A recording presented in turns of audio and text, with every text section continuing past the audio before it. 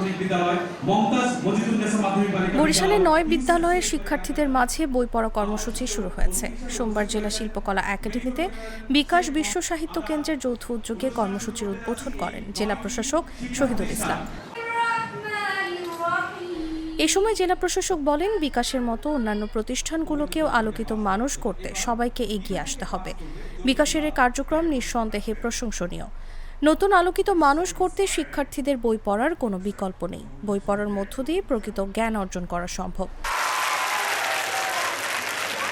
তিনি আরও বলেন, ছাত্রছাত্রীদের পাঠ্যপুস্তকের বাইরেও বই পড়ার অভ্যাস তৈরি করতে হবে, যাতে তারা পরিপূর্ণ ও আলোকিত মানুষ হিসেবে গড়ে ওঠার সুযোগ পায়। অনুষ্ঠানে বিকাশের প্রধান নির্বাহী কর্মকর্তা Kamal Kader, chief external and corporate affairs officer major general Sheikh Mohammad Monirul Islam, বিশ্ব সাহিত্য কেন্দ্রের পরিচালক শামীম আল মামুন প্রমুখ উপস্থিত ছিলেন।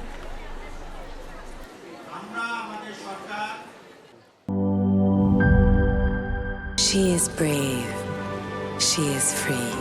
A generous soul with many possibilities. Glaze Skin.